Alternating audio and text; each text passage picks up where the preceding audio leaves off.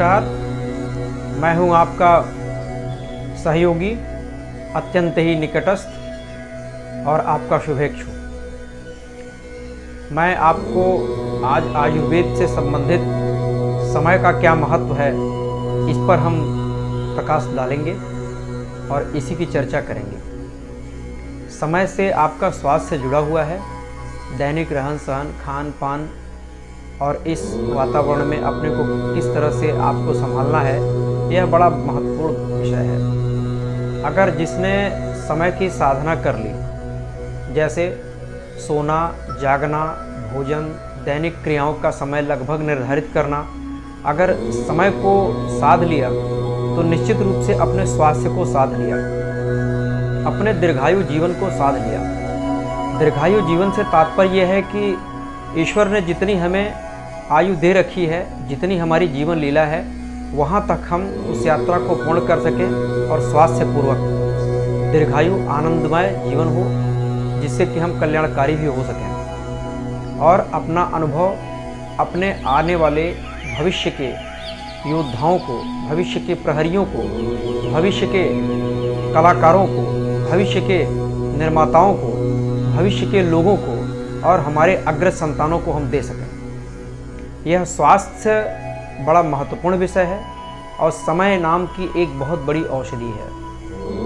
समय सबसे बड़ी औषधि है कि समय के साथ आपका श्वासों का खेल जुड़ा हुआ है। समय प्रातः काल का कुछ है, ब्रह्म मुहूर्त का कुछ है, रात्रि काल का कुछ है, सायंकाल का कुछ है और इसी तरह से संध्या काल का कुछ है।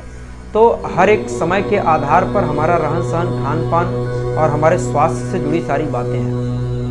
जब महाभारत प्रारंभ होता है तो मुझे एक शब्द वहाँ का बहुत ही प्रभावित करता है, मैं समय हूँ। अब देखिए यहाँ पर इस बात को महाभारत के प्रारंभ होने से ही पूर्व क्यों बताया गया। समय की महत्व को महाभारत में ही नहीं, आचार्यों ने स्वास्थ्य को लेकर के अपने आयुर्वेद प्राचीन ग्रंथों में भी, संहिताओं में भी चर्चा की है कि समय का कितना बड़ा महत्व है। समय का यदि कोई निर्धारित समय पर अपना काम करना चाहे तो यह हृदय, मस्तिष्क और आपकी आत्मा, यह सब आपको समय से सूचनाएं देंगे शरीर में हो रही क्रिया प्रतिक्रिया का, और बाहर भी क्या संदेश मिल रहा है, कितना ग्रहण करना है, किस संदेश पर ज़्यादा कार्य करना है, अधिक कार्य करना है, यह सारा सब कुछ समय पर निर्धारित है। समय से यदि भोजन मिल जाए और समय से व्यक्ति निद्रा में हो जाए, समय से प्रातः काल उठ जाए, दैनिक क्रियाओं को